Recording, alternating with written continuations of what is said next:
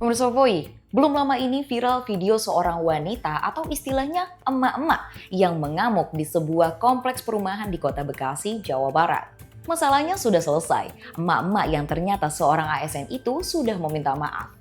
Tapi bukan itu yang jadi persoalan. Pertanyaannya, sudah sedemikian rapuhkah toleransi di Indonesia?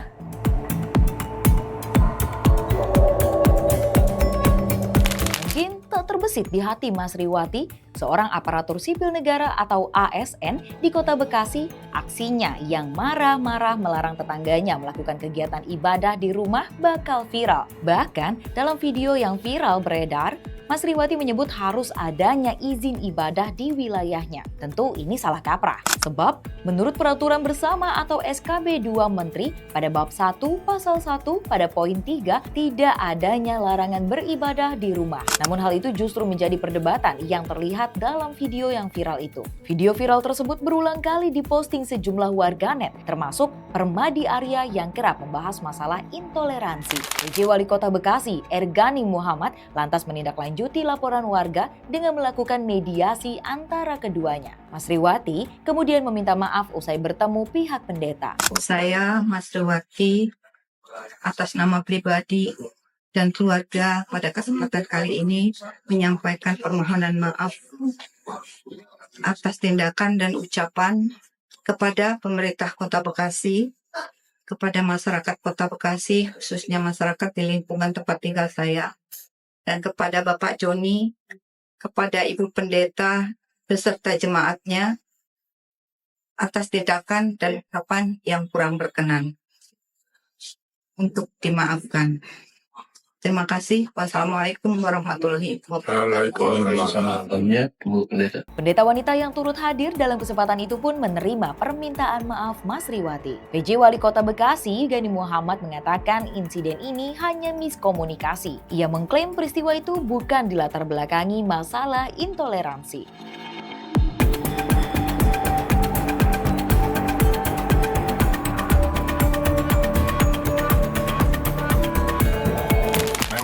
Kalau ini kan masalahnya di rumah, ya. Di rumah itu kan kita mau membuat jangankan ibadah, pesta, keluarga, arisan yang nantinya jalannya akan menyita kepentingan warga, itu harus izin. Kalau yang ibadah ini kan sudah ada peraturannya, ibadah di tempat ibadah, tidak di rumahan.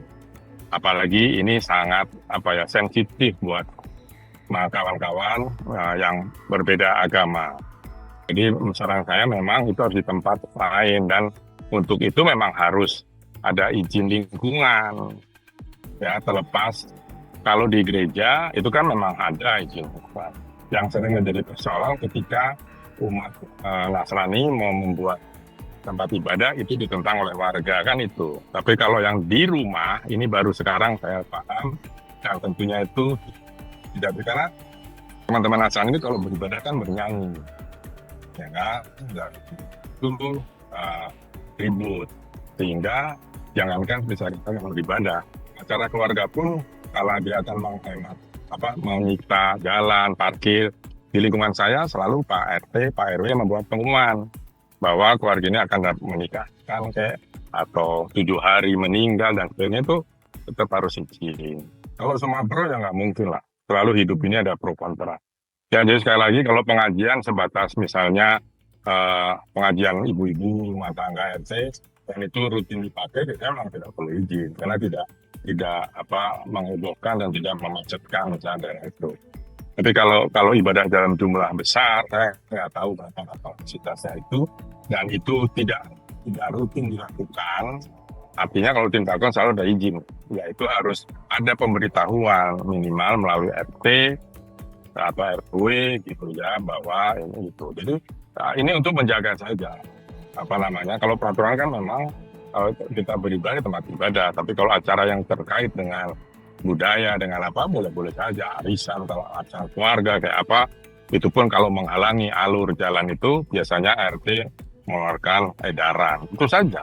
Jika menilik Undang-Undang KUHP Bab 5 tentang Kejahatan terhadap ketertiban umum dalam pasal 175 mengancam orang yang merintangi pertemuan keagamaan yang bersifat umum dan diizinkan terancam pidana penjara paling lama 1 tahun 4 bulan. Sementara dalam kasus ini, ASN tersebut hanya memprotes soal izin ibadah yang tidak dimiliki oleh tetangganya itu.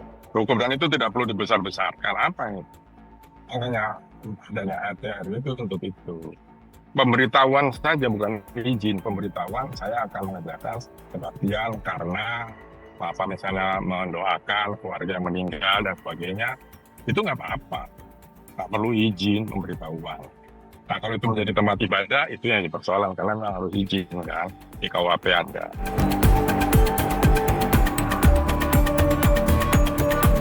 Berdasarkan data-data yang dikumpulkan oleh Setara Institute, tercatat 217 peristiwa pelanggaran kebebasan beragama dan berkeyakinan atau KBB di Indonesia. Angka ini naik signifikan dibanding tahun 2022 yaitu 175 peristiwa. Sementara di tahun 2024 ada sebuah kasus pelarangan penggunaan hijab di RS Medistra Jakarta Selatan yang viral pada September lalu. Dari data kasus intoleran di Indonesia, publik seolah menaruh harapan di pundak pemimpin yang akan menjabat nanti bahwa kondisi KBB ini mengalami stagnasi. Ya, semoga pemerintah yang baru dapat memberikan warna lain dalam hal pemajuan KBB. Karena setiap rakyat butuh jaminan kebebasan beragama. Pertanyaannya, apakah kita bisa tetap menjaga toleransi sesuai dengan Pancasila?